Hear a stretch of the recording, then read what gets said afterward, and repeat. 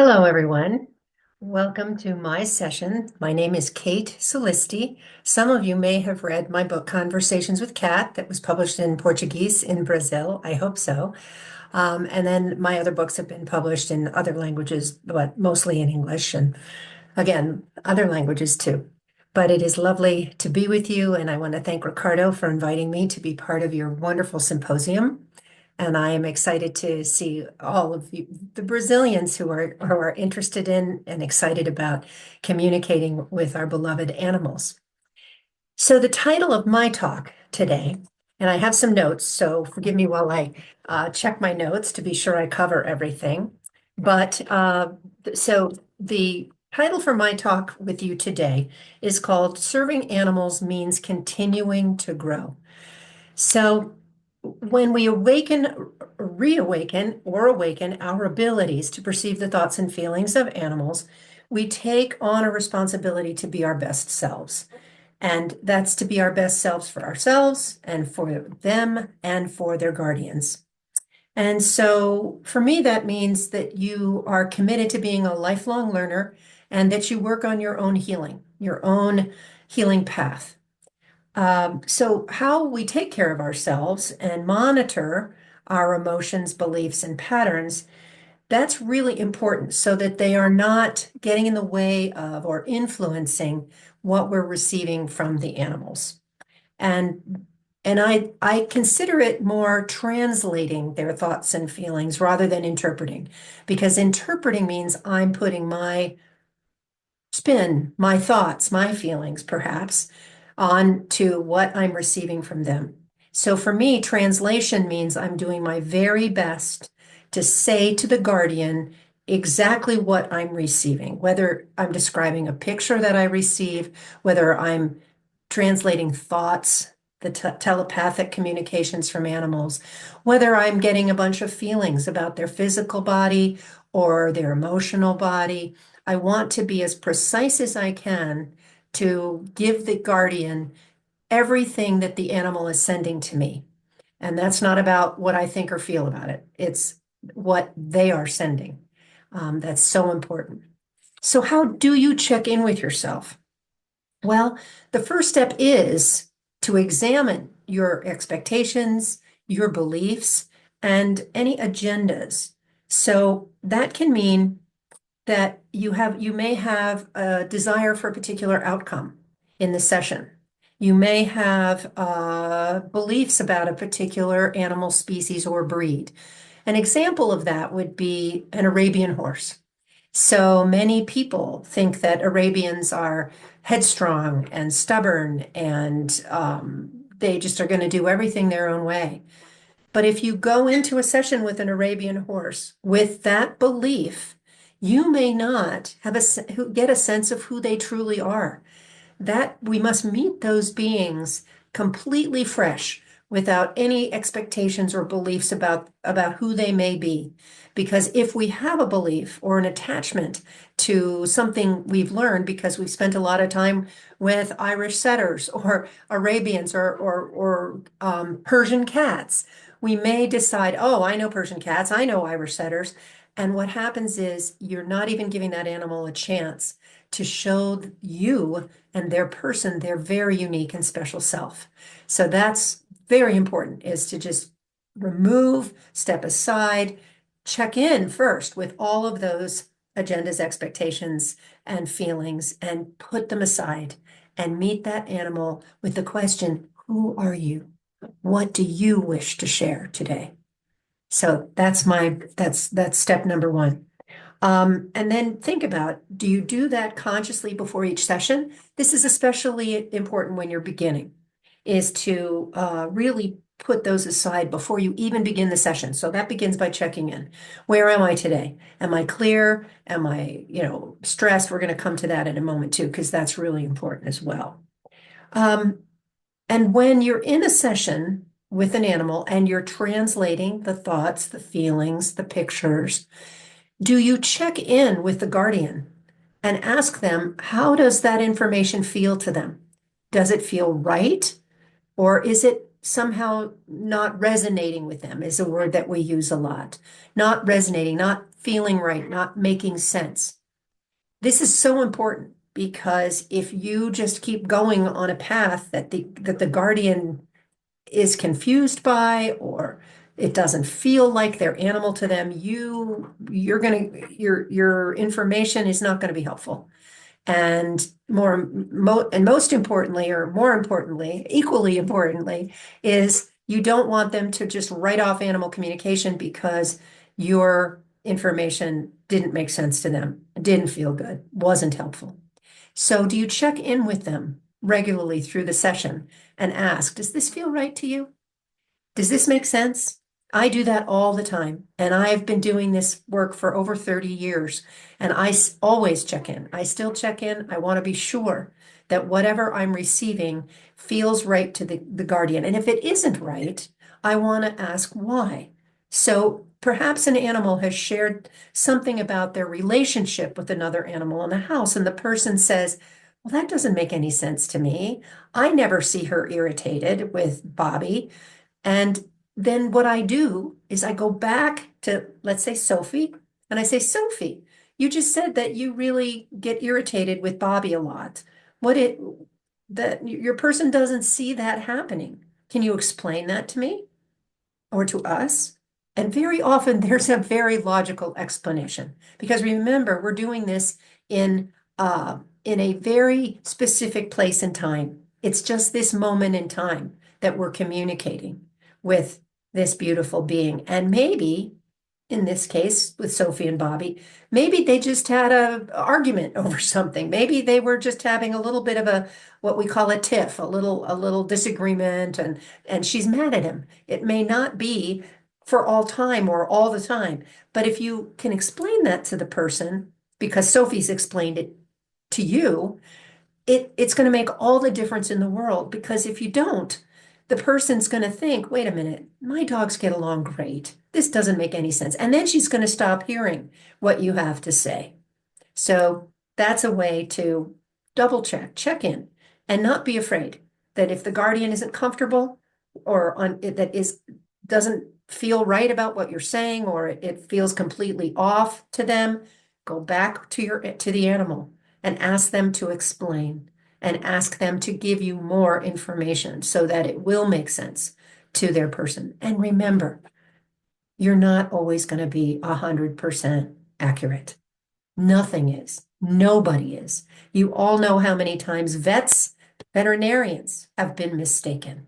So don't put that on yourself, that you are the all-seeing, all-knowing animal communicator and are never wrong, because the universe will have a way of making it really clear that you make mistakes too. It's perfectly normal. How you handle those mistakes is very important. So that takes me to the question. If you've had a difficult session or you feel very drained by either the person or the animal, what do you do about that?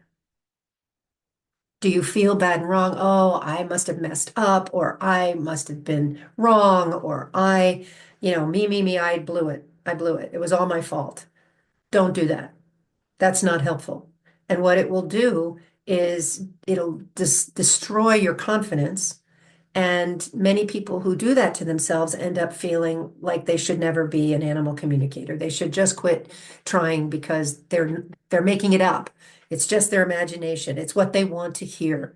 And that's a shame, because this is our birthright. All of us have the intuitive muscles and the ability to tune into more than human beings. And it would be sad and a shame if you, who are really excited about this and love animals so much, were to let your belief, again, a belief that you were wrong or you are lousy at this, make you turn away from doing this thing that you love. Okay? So you want to look, it's sort of like, let's debrief this session. So when did I start feeling uncomfortable?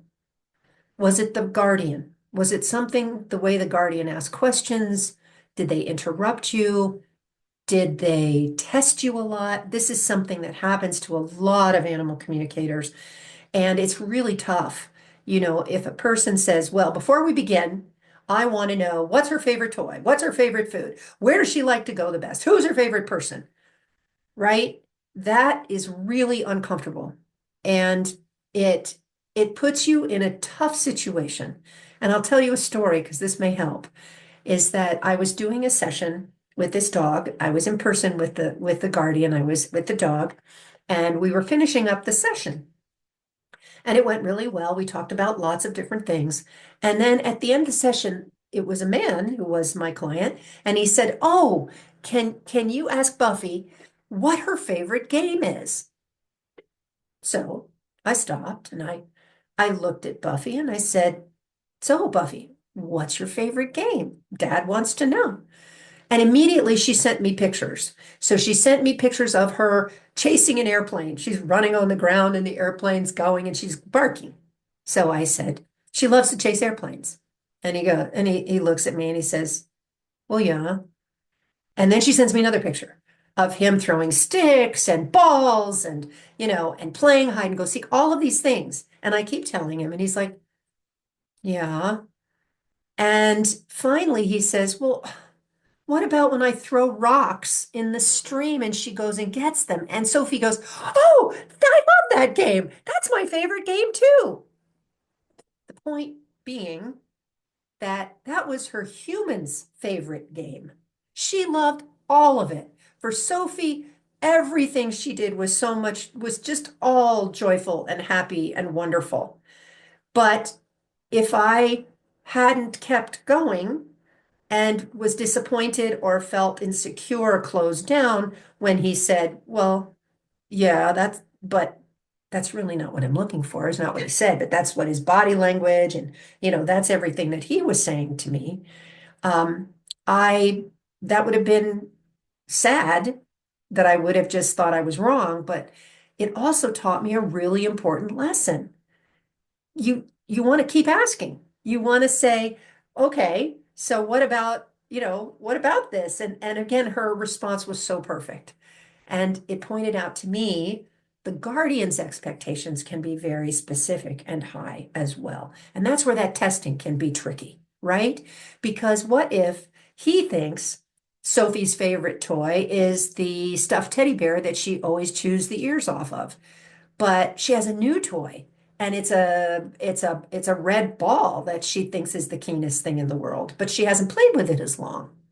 And you say, "Oh, the red ball." And he's like, "No, it's not. That's not her favorite toy. She just got that one." Remember how the dog thinks. The dog is in the moment. She's so thrilled with this new toy. So again, pay attention to those things and don't beat yourself up if the answer isn't perfect. But here's another thing.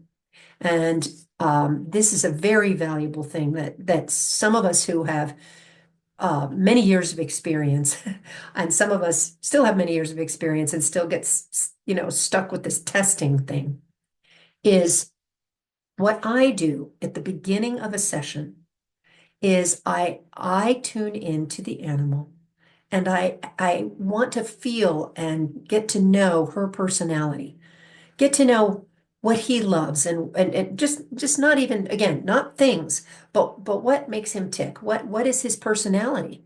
Is he the big dog on campus, or is he a little shy being that likes to just snuggle in laps, or does he love being outdoors and meeting other dogs? This all comes through very quickly when you practice tuning in to who are you, not what do you like? What's your favorite? Whatever. But who are you? Show me who you are. And I say to my client, I say, this is one of the first things I want to do is tell you how I pick up your cat, because I want to know that I am picking up Tiger and not a black cat in Sao Paulo. So I give that feedback to the guardian right away. And I ask, is that accurate? Is that your tiger? And most of the time they say, oh, absolutely. That's just what he's like. And sometimes they say, well, maybe, but that doesn't sound exactly right to me. So I stop and I go again and I ask the animal, tell me more. Tell me more, because I need to know that I'm picking your information up correctly, and your person needs to know that. And I say that in the beginning, and that normally takes care of their doubts, their concerns. And they don't usually ask me to prove something after that point. So it's wonderful because it takes the pressure off of me, and because I don't like to be tested, I don't like to be put in that position. And then I may get a little tense, and then the animal will pick that up in me, and it begins to be a cascading effect of not good energy, of difficult energy that can be sometimes hard to bounce back from. So again, you when you do a session and things are not working, you want to find out for yourself, to think back on, okay, when did I start to feel uncomfortable? What was the, excuse me, what was the human doing? And normally it's probably most likely the human, not the animal, that's making you uncomfortable. So it's important to look at that, to look back and say, okay, if the human was making me uncomfortable in this moment, what could I have done differently? Could I have done anything differently? Maybe not. And that's important too. You may look at the situation and say, well, I did what I thought I could do to help them feel more comfortable. I did everything I know. I asked the animal, I checked in, and this person just was never satisfied. They were very tense and uptight, and that's important because then it's about them. It isn't all about you, that you did it badly, you did it wrong. So that's very important. If you have a difficult time, is really go back over the session and say, okay, what really happened here? And if you did feel awkward, if you did feel like something wasn't working, did you say something to the guardian? Did you say, okay, um, I'm not connecting very well here. I'm not sure why, but I'm having difficulty. Sometimes when you admit that to the guardian, they want to help. They want to help. And they can turn from being kind of confrontational into all of a sudden being helpful. Like, oh, well, would it help if I go sit next to Buddy and pet him while you're trying to connect? And maybe it is, and maybe that's what Buddy wanted all along. So it can be really helpful to tell the truth to the guardian and say, I'm just not picking this up. So then there's other things that I've learned over the years that I do, sort of some more, um, I wouldn't say advanced, but just different levels of information that I work with as well. So that can be something you can learn to do. Um, so so those are some of the steps about how to how to move through some of the difficulties, as well, your own agendas and expectations, as well as handle some of the difficulties with information coming to the guardian and that awful testing thing. So I hope that was helpful. The next thing I would like to talk about is, how do you balance? What kind of tools do you use to create clarity and restore your balance and keep you healthy and well? So each of us has different things that we need to do, but there's some that are kind of basic, right? Many of us meditate to get our center, to connect deeply with our intuition, with our hearts, make sure we're grounded, make sure we're really present in our bodies. That's really beneficial. And that isn't just before you do a session. That's something that is valuable to do every day. And it doesn't have to be a long thing. It can just be a moment of checking in with yourself, using the breath to just ground and center. Another terrific tool for supporting you in being clear and also detached from what you're receiving are the Bach flower remedies or batch flowers. The remedy walnut in the batch repertoire is wonderful for bolstering or strengthening your own energy field so that you aren't taking on stuff, whether it's the humans' stuff, their expectations, their beliefs, their fears, their worries, or an animal's pain or whatever. The batch flower walnut, you can put a few drops in your water bottle. You can put a few drops on your wrist, but this is extremely helpful, especially in the beginning, for you to stay centered. When I first began communicating with animals, I was open to all kinds of energies. And I would go to a lecture or a concert or something and a movie, and I'd be sitting there while people were coming in, and I'd start to feel nauseous. I thought I was going to throw up. And this would happen, and it would kind of build. And just before I was going to get up, the lights would go down, and the movie or the concert or whatever would begin, and it would all go away.